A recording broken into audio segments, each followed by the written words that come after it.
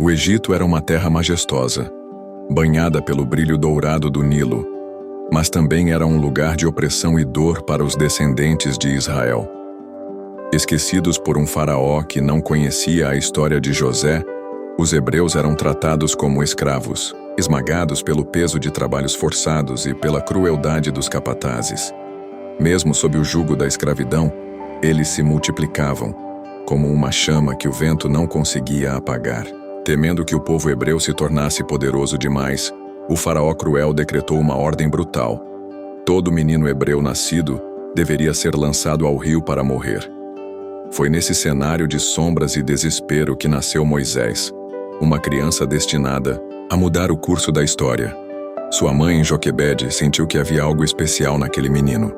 Movida pela fé e pelo amor, ela escondeu o pequeno por 3 meses, desafiando o decreto real. Quando não pôde mais ocultá-lo, preparou um cesto de junco, untou-o com betume para que fosse impermeável e o colocou suavemente entre os juncos do Nilo, confiando o futuro de seu filho às mãos do Deus Altíssimo. O cesto flutuava, silencioso, sob o olhar atento da irmã de Moisés, Miriam, que à distância vigiava com o coração apertado. Foi então que a filha de Faraó desceu para banhar-se nas águas sagradas e avistou o pequeno cesto. Ao abri-lo, encontrou o bebê chorando. Seu coração se comoveu. Sem saber, ela se tornava instrumento do plano divino. A própria mãe de Moisés foi chamada para amamentá-lo, recebendo o privilégio de criar o libertador do seu povo sob a proteção do palácio egípcio. Moisés cresceu entre os muros de pedras esculpidas, educado com toda a sabedoria do Egito, mas dentro de seu peito pulsava uma identidade que nem o ouro, nem as glórias humanas podiam apagar. Era hebreu. Era escolhido. E o tempo se aproximava em que sua verdadeira missão seria revelada. Apesar de viver rodeado de luxo e poder, o coração de Moisés não encontrava repouso. Enquanto o Egito celebrava suas vitórias e seus deuses falsos, dentro dele havia uma inquietação profunda. O sangue dos hebreus clamava do chão da escravidão, e suas lágrimas enchiam o céu de gemidos que não podiam mais ser ignorados. Moisés era um príncipe, mas sua alma pertencia a outro povo, a outro chamado. Certo dia, saindo dos portões dourados do palácio, Moisés caminhou entre seus irmãos hebreus e viu o peso da opressão com seus próprios olhos. Seu peito ardia, em fúria e compaixão. Foi então que presenciou um egípcio espancando um hebreu sem piedade. Algo rompeu dentro dele. Sem pensar, Moisés interveio, e em um impulso de justiça, matou o egípcio. Enterrou seu corpo na areia, tentando esconder o que havia feito. Mas os olhos que tudo veem já contemplavam o destino preparado para ele. No dia seguinte, ao tentar apaziguar uma briga entre 2 hebreus, Moisés ouviu algo que gelou sua alma. Quem te colocou como juiz sobre nós? Por acaso queres também me matar, como mataste o egípcio? A notícia já se espalhava como o fogo em campo seco. O próprio faraó soube e buscou tirar-lhe a vida. Moisés fugiu. Deixou para trás o manto de príncipe, os corredores de mármore, os banquetes e as honrarias. Partiu para o deserto de Midian, onde os ventos falavam de exílio e recomeço. Seus pés agora pisavam terras áridas, e sua alma atravessava um deserto ainda mais profundo, o da dúvida, da vergonha e do aparente esquecimento. Mas o que parecia ser o fim era apenas o início da verdadeira história. Em Midian, longe do esplendor do Egito, Moisés encontrou abrigo junto à família de Jetro, sacerdote daquela terra. Ali tornou-se pastor de ovelhas, conduzindo o rebanho sob o sol escaldante e o céu sem fim. Anos se passaram. O jovem impulsivo foi sendo moldado pelo silêncio do deserto, pelo peso da responsabilidade simples, pelo ritmo calmo da criação. Ele aprenderia que grandes líderes primeiro precisam ser grandes servos. Foi em uma dessas jornadas rotineiras que o extraordinário aconteceu. Enquanto pastoreava perto do Monte Horebe, Moisés avistou algo inusitado. Uma sarça ardia em chamas, mas não se consumia. Fascinado, ele se aproximou. Foi então que uma voz ecoou do meio do fogo, uma voz que sacudiu não apenas o solo, mas o próprio coração de Moisés. Moisés, Moisés. Ele respondeu: Eis-me aqui. Deus, o Deus de seus antepassados, Abraão, Isaque e Jacó, se revelou ali. Um Deus que via o sofrimento do seu povo, que ouvia seus clamores, que conhecia suas dores. E agora, chamava Moisés para ser o libertador. A missão era clara: voltar ao Egito, enfrentar o faraó e conduzir os hebreus para fora da escravidão, para uma terra prometida que manava leite e mel. Moisés, porém, hesitou. Sentiu o peso de sua incapacidade, sua falta de eloquência, seus medos antigos. Mas Deus, com paciência e poder, garantiu: Eu estarei contigo. E quando Moisés perguntou qual nome deveria dizer ao povo, a resposta veio como um trovão que ecoa pela eternidade: Eu sou o que sou. Ali, diante da sarça que ardia sem se consumir, Moisés deixou de ser apenas um fugitivo. Tornou-se um escolhido, um instrumento do propósito divino. O tempo do livramento havia chegado, e Moisés, mesmo com medo, decidiu obedecer. Com o cajado na mão e o coração tremendo, Moisés partiu de Midian rumo ao Egito. Ele não ia sozinho. Deus o acompanhava em cada passo, e seu irmão Arão fora enviado para ser seu porta-voz diante do povo e do faraó. Era o começo de uma missão que mudaria o curso da história. Ao chegar no Egito, Moisés e Arão reuniram os anciãos dos filhos de Israel, relataram tudo o que o Senhor lhes dissera, e realizaram sinais diante deles. O povo, ao ouvir que Deus se lembrara deles, prostrou-se em adoração, cheio de esperança renovada. Mas a jornada não seria fácil. Moisés então foi até o trono do homem mais poderoso da terra. Diante de Faraó proclamou a ordem divina: Deixa ir o meu povo, para que me celebre uma festa no deserto. A resposta foi dura e desdenhosa. Faraó zombou de Moisés, desprezou o Deus dos hebreus e, para castigar ainda mais o povo, aumentou o peso de seu trabalho. A opressão se intensificou. O próprio Moisés vacilou em seu espírito, clamando a Deus em angústia: Senhor, por que maltrataste este povo? Mas a resposta dos céus veio forte e firme. Deus reafirmou sua promessa. Libertaria Israel com mão poderosa e mostraria a Faraó quem era o verdadeiro Senhor. A luta espiritual havia começado, e o braço forte de Deus estava prestes a ser revelado como nunca antes na história dos homens.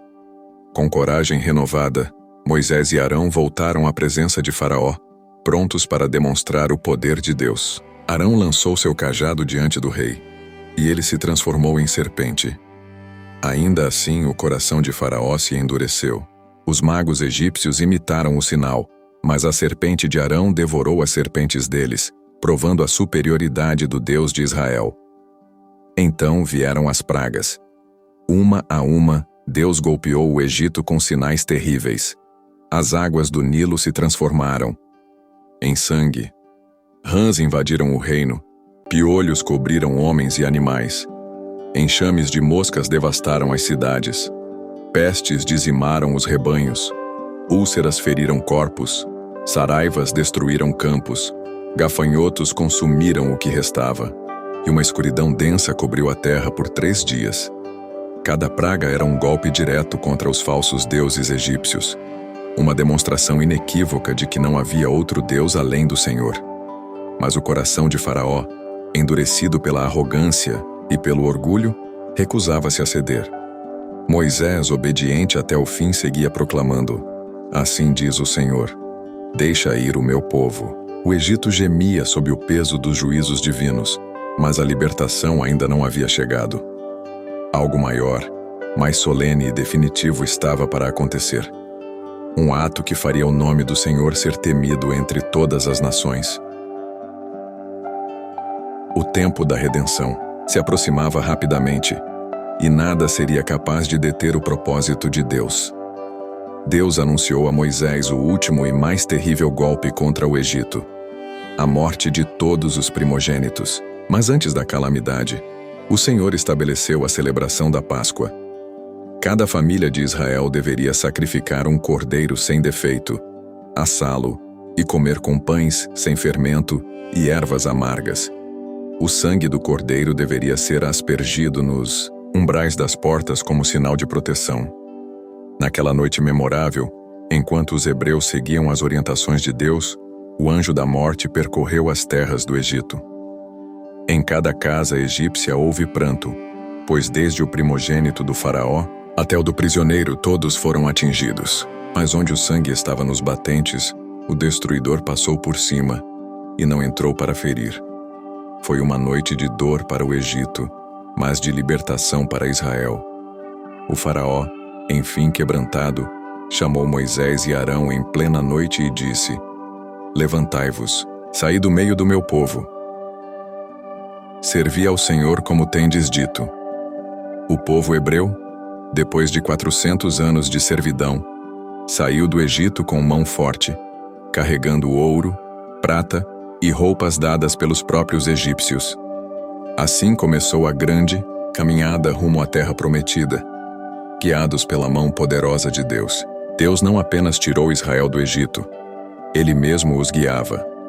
Uma coluna de nuvem ia adiante deles de dia, e uma coluna de fogo iluminava a noite. Mas atrás deles, o faraó se arrependeu de ter libertado seus escravos e lançou seu exército em perseguição. Cavaleiros e carros de guerra aproximavam-se rapidamente. Diante deles estava o vasto e impassável Mar Vermelho. Atrás, os guerreiros do Egito. O povo, apavorado, clamou a Moisés. Mas ele respondeu com palavras que ecoariam para sempre: Não temais, estai quietos, e vede o livramento do Senhor. Então Deus ordenou que Moisés estendesse sua mão sobre o mar.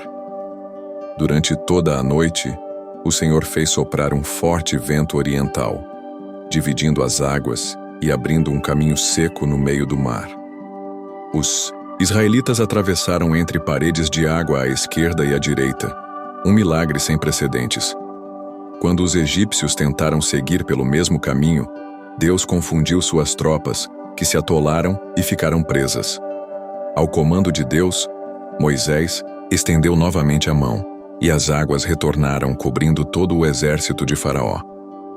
A vitória foi completa. O povo de Israel viu com seus próprios olhos o poder do Deus que os libertara, e naquele dia, temeram e creram no Senhor e em seu servo Moisés. O cântico de louvor e vitória ecoou no deserto. O Senhor é a minha força e o meu cântico, e se tornou a minha salvação. O povo recém-liberto começou sua jornada pelo vasto e inóspito deserto. Não demorou para que a fome e a sede se tornassem grandes desafios. Logo murmuraram contra Moisés, desejando até mesmo retornar ao Egito. Mas Deus, cheio de misericórdia, respondeu de maneira extraordinária. Pela manhã, o chão do deserto estava coberto de algo fino como a geada. Era o maná, o pão do céu. Cada família deveria recolher apenas o suficiente para o dia, pois Deus queria ensinar o povo a confiar nele diariamente. Aqueles que tentaram armazenar além do necessário encontraram o maná estragado no dia seguinte. Além disso, quando a sede assolou os corações e os lábios secaram pelo calor abrasador, Deus ordenou a Moisés que ferisse uma rocha com o seu cajado, e das pedras áridas jorrou água abundante para saciar a sede do povo e dos animais.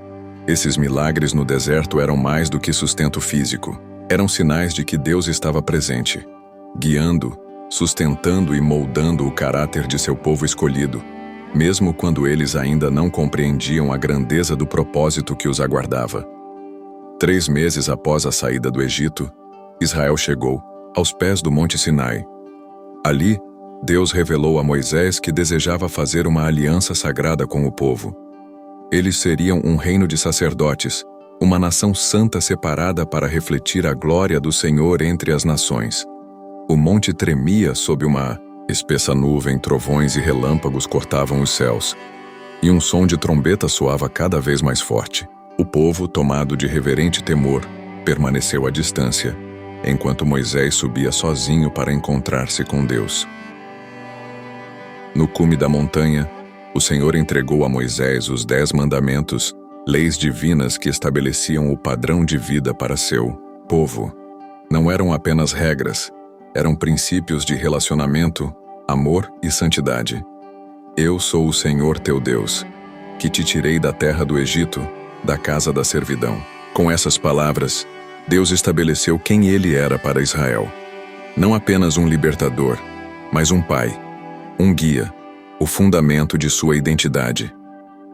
Durante 40 dias e 40 noites, Moisés permaneceu na presença de Deus, recebendo instruções detalhadas para a construção do tabernáculo, onde o próprio Deus habitaria no meio do seu povo.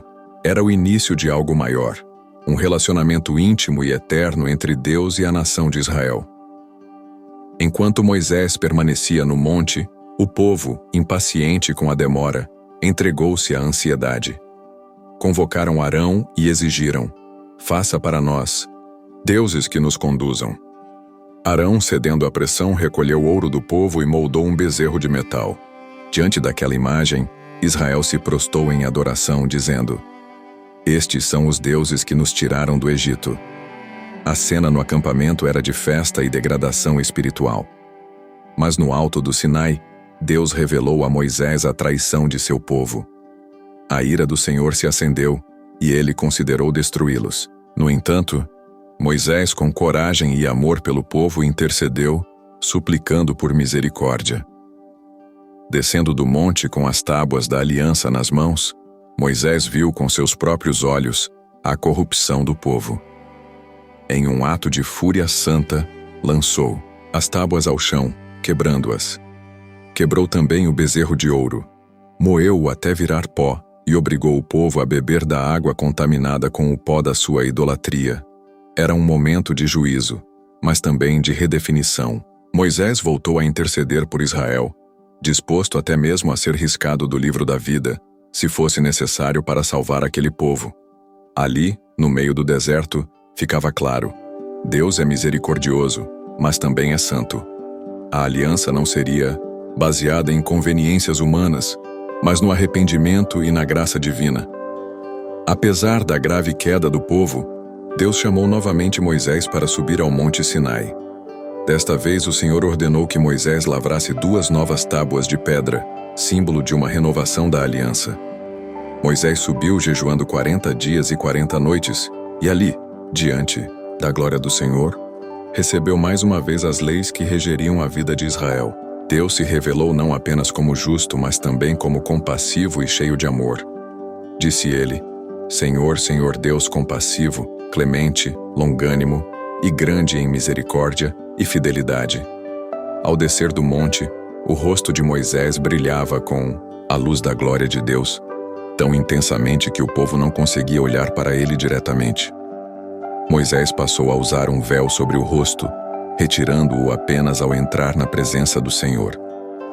Esse brilho era o sinal visível de uma transformação interior. Moisés, o homem que havia enfrentado Faraó, que havia conduzido o povo pelo mar, agora era o líder que carregava em si a marca da presença de Deus.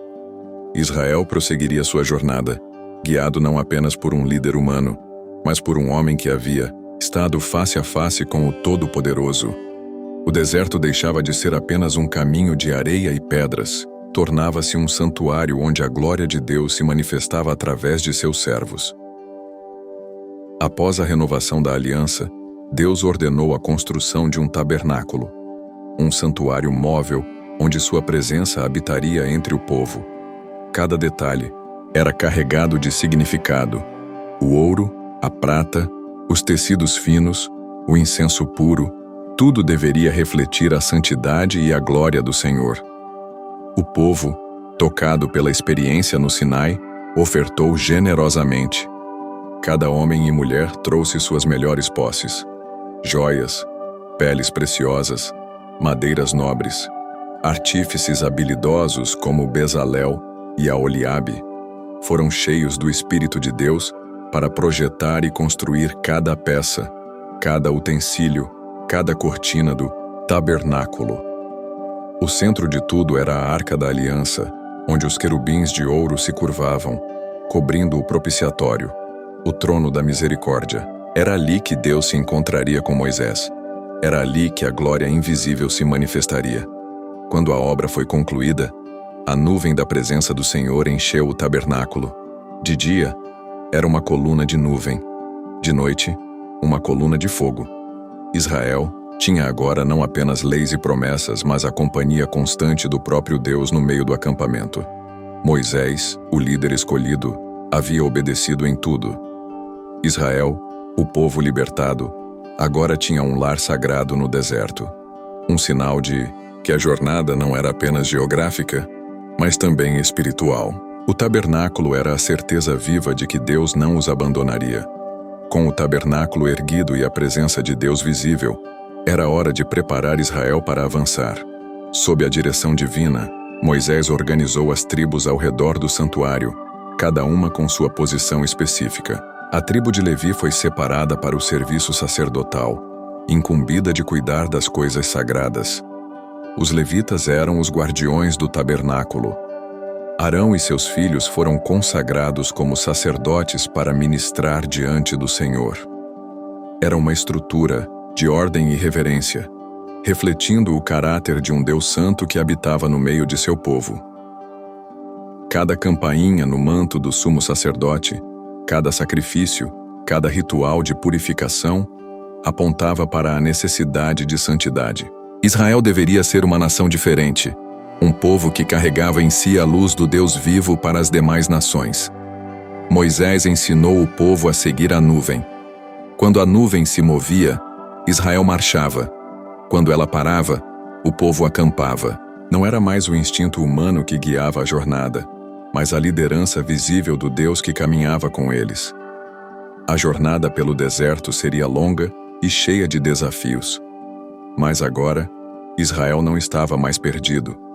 Havia uma direção, havia uma presença, havia uma esperança. O Deus que havia feito promessas era o Deus que caminhava à frente, abrindo caminhos onde antes havia apenas solidão e incerteza. Mesmo cercados pela presença de Deus, mesmo tendo visto milagres grandiosos, o coração do povo ainda era frágil. Em meio à dureza do deserto, surgiram murmurações, queixas, revoltas.